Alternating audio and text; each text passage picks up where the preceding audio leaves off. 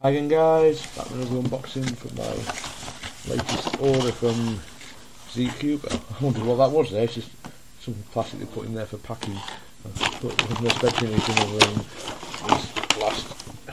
Wow, now that is a seriously pink box, so it shouldn't be anything else in there. Let me just rifle through the packing material just to be certain. I don't want to miss any food gifts or anything. No, that's empty apart from packing material.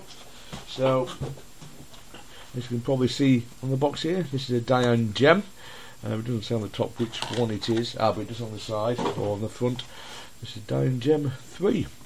I've got the 1, I've got the 2, so I'm moving on up through the series, and obviously this is the next one, the 3. And since I've got 3 packets of stickers out of the box, yep, I fully expected this one not to have stickers either. So, yeah, there we go. So I've got a lot of stickering to do this evening. But yeah, this excellent series of puzzles so far. The Dayan Gem 1 and Dayan Gem 2 are great puzzles. Not horrendously challenging, but a lot of fun nonetheless. I'm not entirely certain I remember exactly how this one turns. That square doesn't seem to. Right, so you've got hexagonal faces that do. Are they regular? They are. Because some of the hexagons aren't regular. So it turns like that. Does a half turn do anything? Nope. I'm sure there's more to it, but I can't for the life of me remember what to right now. Don't think it's deep cut, this one, is it? Nope. So it's is there a jumbling on it? Or is it just hexagonous? Only, I might have to look into this a bit further. I don't think this. Oh, they do. The squares do turn. Right, okay. It's just a bit stiff to start with until they're breaking in a bit. So we've also got these squares that turn, and the hexagonal faces. Yeah, I think it's the number 4 that has the deep cut. It goes all the way through the centre of the puzzle. If I remember right, so it looks very similar to this, but it also has a deep cut move. I think that's it, but in the Gem series generally you've got jumbling moves, so I feel like there should be one on this. Wow, that is difficult to turn those square faces right now. That's very catchy. You can see it's actually pulling the pieces apart there at the moment. That's going to need quite a lot of breaking in this one. But once you do get it turning, you can feel the breaking in process happening, and then yeah, going back the other way it's just as bad again, but a few turns will ease it off, I'm sure. This actually might need disassembling and some flashing removed actually, because it does seem to be turning quite badly right now on the square faces. Although, you know, again, yeah, can't turn this one barely. Okay, so I think that is all we've got available on this one, just the face turns. Oh, hang on, with that? No. Now, there doesn't appear to be a jumbling move on this one as far as I can tell.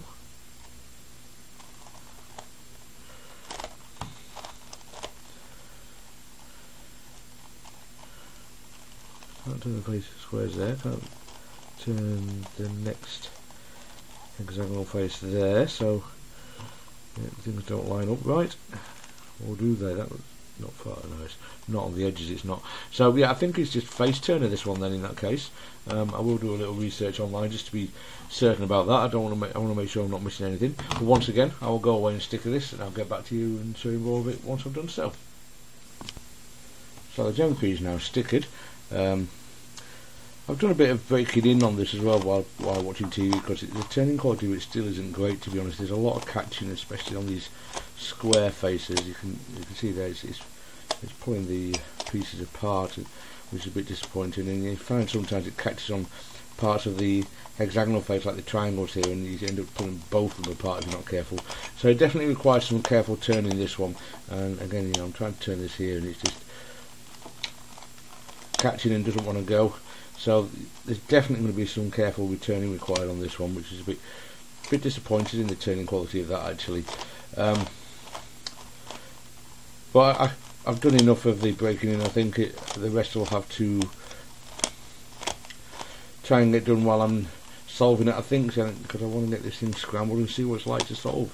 In the early part of this video I told you that I wasn't sure whether it had any jumbling moves, but I couldn't find a jumbling move, and having done a little bit of research in the meantime, that's because there is no jumbling moves on this one. So at least I know. At least I know I wasn't being stupid on this particular occasion as well, which is makes a nice change.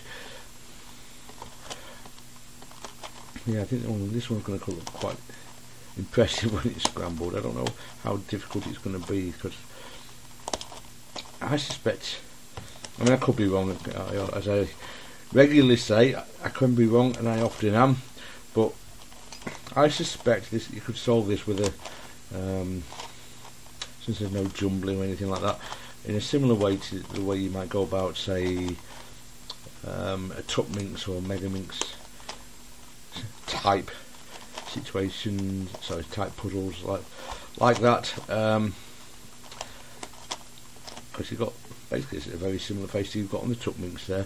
You just got these edges that are triangles, but some of them, I suppose, it's basically just it's the same kind of thing. The ones on the square face, it's just that a large part of the edge is hidden underneath. It's not, you haven't got the exposed part there, but it's still the same kind of piece. So I'm actually not expecting an enormous challenge from this one. I hope I'm wrong, but we'll see once I start playing with it, and hopefully during the solve process it will break in a little more. If not, I may very well get this one lubed in some way, because yeah, the squares in particular definitely don't turn well.